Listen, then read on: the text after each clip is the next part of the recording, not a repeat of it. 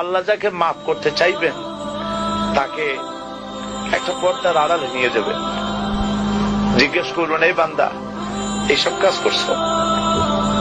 এখন আল্লাহ জিজ্ঞেস করতেছেন, সে তো ভয়তে অস্থির হয়ে যাবে, কেন্দ্রে পাগল হয়ে যাবে, আল্লাহ করে ফেলছি, আবার মাফ করে দাও।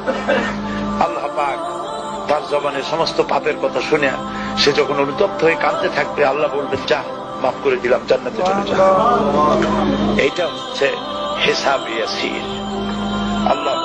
আল্লাহুম্মা হাসিবনি হিসাবান ইয়াসিরা। কাবা শরীফ মানুষ যখন তাওয়াফ করে, এই তাওয়াফের ষষ্ঠ তাওয়াফে একটা দোয়া আছে। এই দোয়া আমি যখনই পড়ি আমি চোখের পানি রাখতে পারি না। ষষ্ঠ চক্কর একটি দোয়া আছে, দোয়াটা হচ্ছে, আল্লাহুম্মা ইন্না আলাইয়া হুকুকান কাসীরান ফীমা বাইনি ওয়া বাইনাক। আয় আমার রব, তোমার সাথে আর আমার সাথে অনেক দেনা পাওনা আছে, আর তোমার বান্দাদের সাথেও আমার অনেক দেনা পাওনা আছে। তা আমি তোমার বান্দাদের কাছে যে বিষয়ে ঋণী আছি, সেই ঋণ পরিশোধের জন্য তুমি আমাকে যোগ্যতা দাও, পরিশোধের তৌফিক দাও। আর আমার কাছে তোমার দেনা আছে, তা আমার কাছে তোমার যে দেনা আছে সব দেনা তুমি শোধ করে দিয়েছো।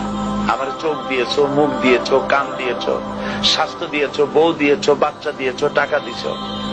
আমার কাছে সৃষ্টি করে তোমার যা দেনা ছিল তুমি সব তো শোধ করে দিয়েছো, কিন্তু তোমার দেনা তো আমি কিছুই শোধ করতে পারি।